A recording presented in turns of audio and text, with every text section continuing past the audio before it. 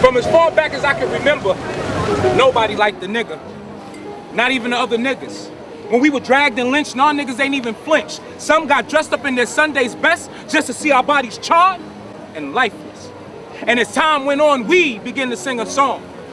We shall overcome. Marcus Garvey. We shall overcome. Martin Luther King. We shall overcome. Click, click. Nigga, I need you to do this. Bow! It wasn't me. It was the white man, Malcolm X. Plunges in our asses, the story is seen by the masses, but he's treated different because he's labeled an immigrant. Sean Bell getting killed doing what all men do the night before they say I do, just to have his life cut short, and more shock and awe as the cops get off with a slap on the wrist for what they did. Because it's what they do. And what do? We shall overcome. We shall overcome. 21 shots, we overcame that. Degenerate 6, we overcame that. Emmett Till, we overcame that. I mean, Lincoln and Kennedy were friends of we, and we overcame that. I mean, if Big and Pop sung pop or rock, they killers would have been caught. But because they represent that hood shit, nobody in power gave a shit. The demise of the Black Panthers, we overcame that. In the 70s, it was heroin, and in the 80s, it was crack, and we overcame that. Rodney King, we didn't just overcome that, we tried to get along. So now that we watch a faggot named Zimmerman take down another one of our young men, what's gonna be the song? I mean, T.I. got arrested for buying guns. Lil Wayne got arrested for having a gun. Hell, wake up, y'all! Wake up, y'all! Wake the fuck up, y'all! It's time to change the song before there's not enough of us left to see. When we finally overcome. The last time I inhaled New York's atmosphere, I tasted death in the silence. I raised my hands high enough to hang the darkness. I was born scared. I built my strength behind the gas, behind the squeeze of a trigger. How easy it is to forget a person's name on a sidewalk. How closely chalk can trace you. Harder than a mother's concern, heavier than a father's fear, lighter than the cries of a child, the loss of a parent, a sibling, a friend, a ghost screaming, the wind heavy, my mouth drying with the concerns of spirits I've never met. Whispering of their final moments of looking into the sky, reaching for whatever looked like a second chance or a moment of acceptance.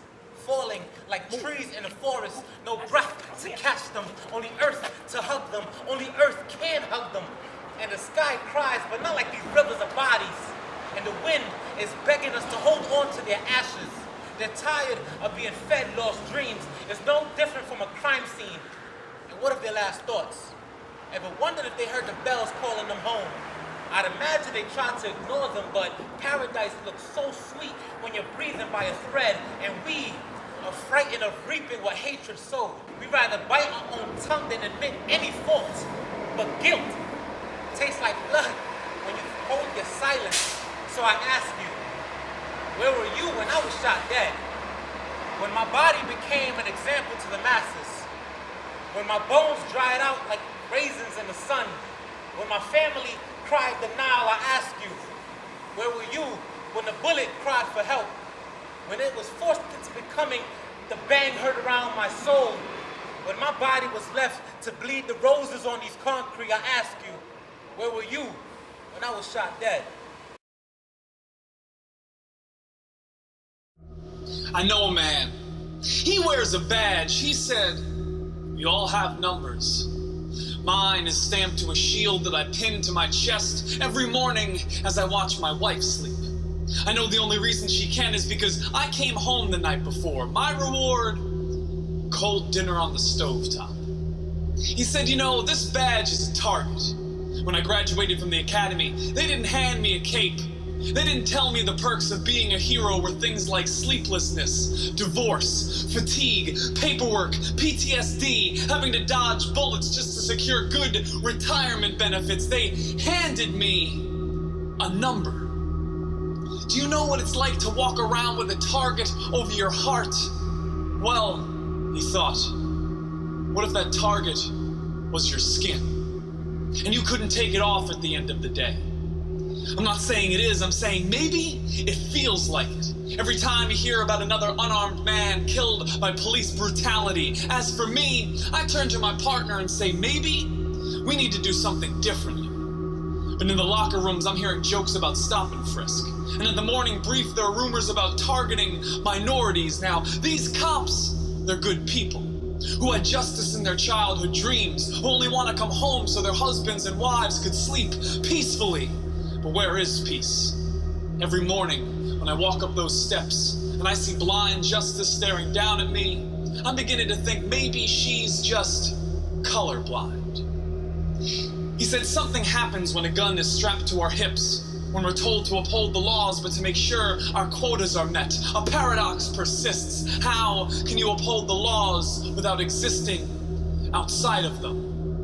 He said 2 of my brothers in blue were assassinated in the street. Well, tonight we'll book men who have seen their brothers assassinated in the streets. Why can't we see? We all want the same thing. We all have numbers, he said, but none of us want to be reduced to one, because when we're lumped into a statistic, our collective humanity equals none.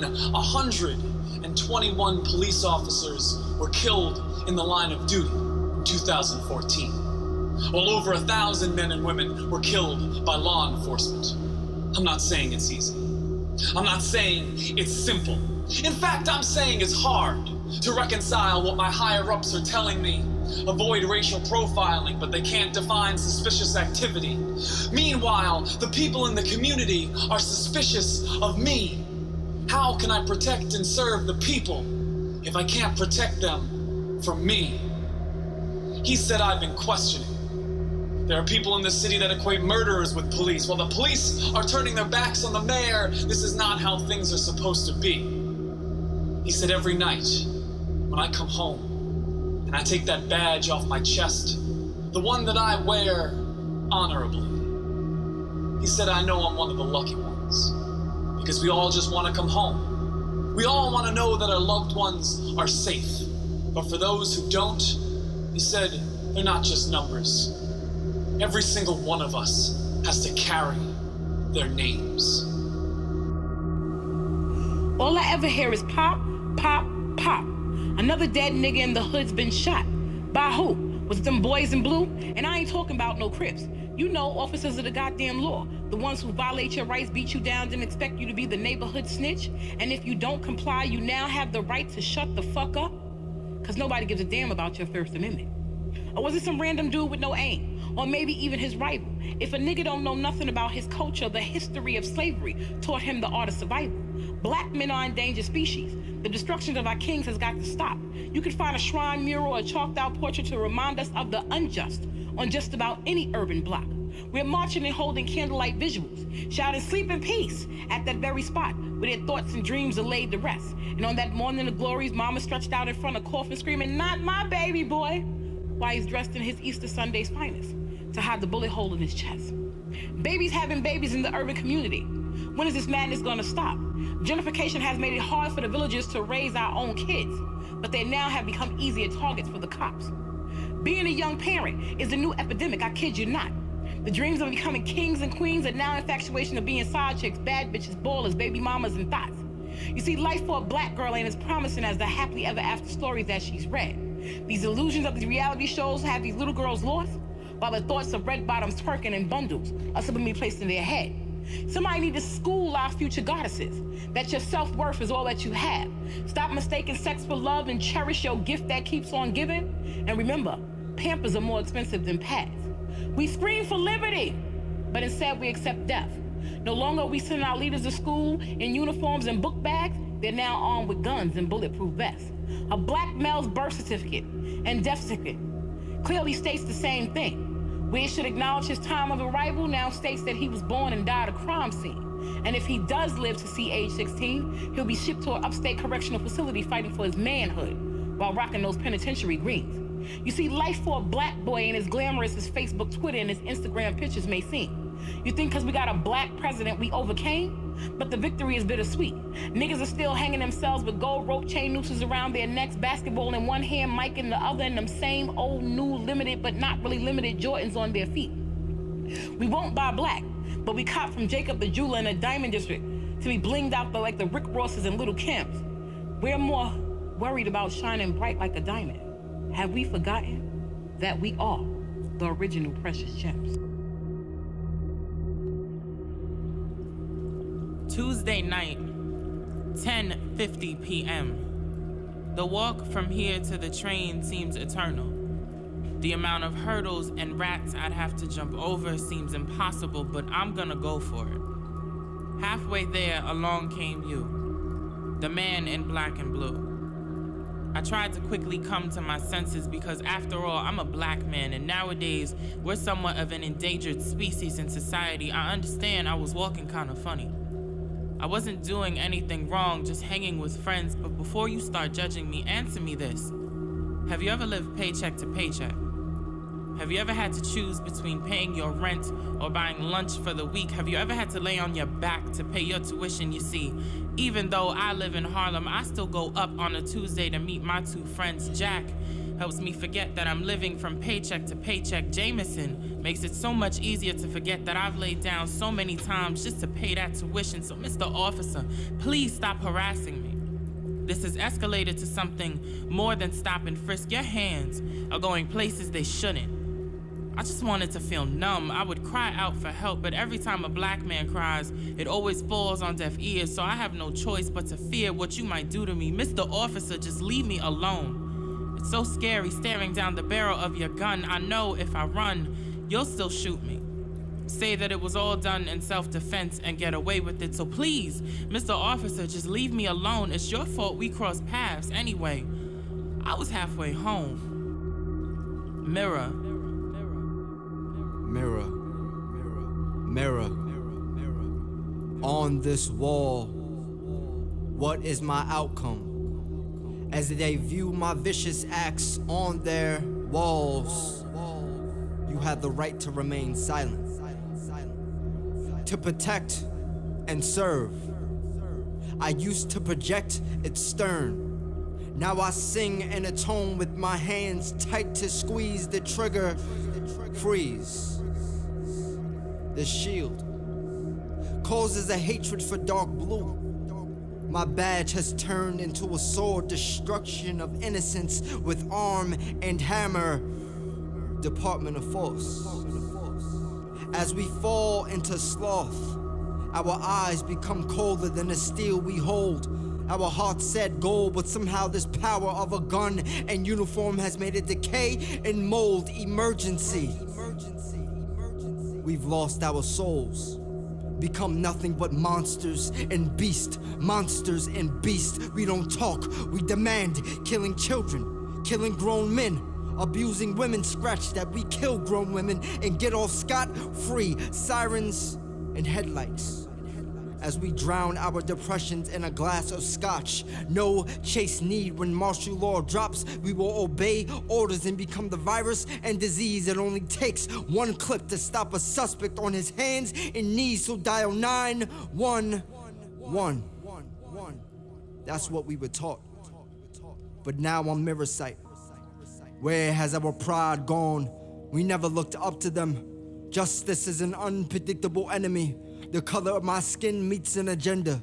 Black eyes meeting a black pain, a black shame and doubts, a black history. Black Jesus was nailed in conjunction of black plagues, black riots spill in the streets with black blood. A black Mac spits lightning out of a black act. Black crimes organized from our enemies' eyes. Red stripes with those blue fields with black is yet to be seen. It's a destiny of black boards because our words are forever erased by chalkboards. The reflection shatters simply for paycheck, salary, family. What the fuck happened to community? Leadership is missing in action unless it's beating and batting the masses to meet a monthly quota. Nothing is civil about us. We violated their rights by taking advantage of their ignorant education. They formed gangs, but we established the biggest crew through legal manipulation. 3 branches on our sides. Once they pass laws to disable what they record, they will truly see what our arms have in stored. From the inside to the outside of our company, we will drop their regime. We have the power, and plenty of men to control, because we are the police. Justice. Justice. And equality of being fair and reasonable by law. But it looks like the opposite for X9. Gotta set examples because his rounds poking unarmed civilian skin when they aim, sounding like a pinball game. I'm not saying names of the bodies, the list is extremely internal. I see about 4,000 police brutality videos on Google or Bing, and the results are the same thing. Now as we still scream for our peers, angry and dropping tears, cops and racism still fall on deaf ears. You write people tickets for breaking the law, and you are endangering people that is not breaking the law too. Is it justice or currency? You quote unquote saying you just doing your job, that's a cliche thread, and you were sworn in but do not abide, so that means you don't even follow your patrol guide. The police jobs are for justice, upholding the law, protecting the Constitution, and serving the people, not enforcing brutality and harassment. Now, is it serve and protect or enforcing laws? We have court systems that's injustice, but I understand in the corrupted, broken system, the police department is a business, and the U.S. citizens are the profits. A lot of the departments are racist. They stop you in the darkest places. That's why Black Lives Matter when you record their faces. Black Lives Matter if we stop killing each other. Black Lives Matter if we unite economically and own our own business and neighborhood. Black Lives Matter if we pull our pants up.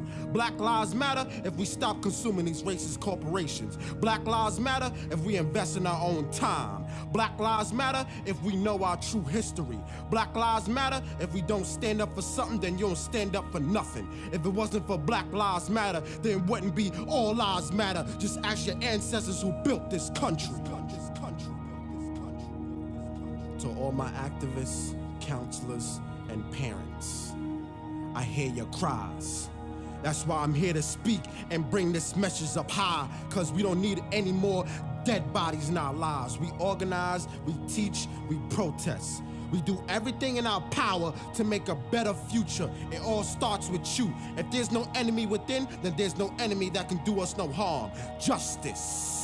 If you didn't know what I was saying, that's the back of my lens. You didn't see it because it's coming the back of your head. Racist cops are criminals of possessions. I'ma say that one more time to break it down. COP, criminals of possession. If a racist look at you like you in disguise, just remember that's the devil looking at you in the eyes. Minorities are the majorities. In the valley of decision, we have to stay consistent if you want change to come. But I see that we in a society where we need cops. I see the judge, they refuse. Because a lot of cops lock us up to do something that they probably do. They think we make one petty mistake.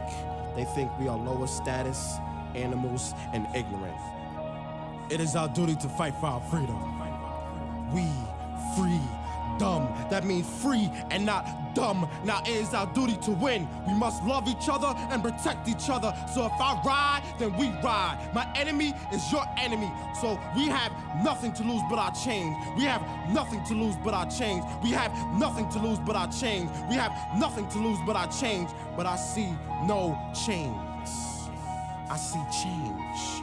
Because that's what the future holds in. Pocket change.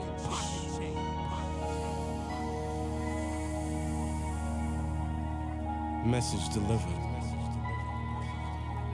Dear Lord, I know you're the creator of things in this world, but why did you create pain? I don't want to question your judgment, but that's what I'm feeling like today. I know you have my best interest at heart, but do you know what that feeling is like? And I know what you see and what's in store for me. I'm just waiting for the shining light. Every day I wake up, I smile at the things you allow me to see. And grateful for those you bring into my life to complete this life that I lead. But there's an emptiness that I harbor, and only you could fill it in. I just pray with the strength that you give me, you could build me up again. You gave me obstacles to surpass and hurdles to jump over. But the more that I live this life, the more that I want it over. Something deep inside said, be patient, God's love heals all wounds. And the only knight in shining armor is up above, so never get that confused. The world will always kick you down, so just wear protection when it happens. And God's love will always see you through to the end and take away all of your sadness. God never makes mistakes, and the faster you realize that, the better off you'll be. Cause no one is more trustworthy than God himself, capital G-O-D. I know you love me enough to allow me to speak to you this way. And if all else fails me tonight, I'll just get on my knees and pray. You have billions of children in this world, I just don't want to be left unheard. I don't want what I have to say to be snubbed or feel like you went back on your word. But what I do know now, that with pain comes pleasure, and with the heart comes fear. And I can always count on you, my Lord, cause only God can hear my prayers.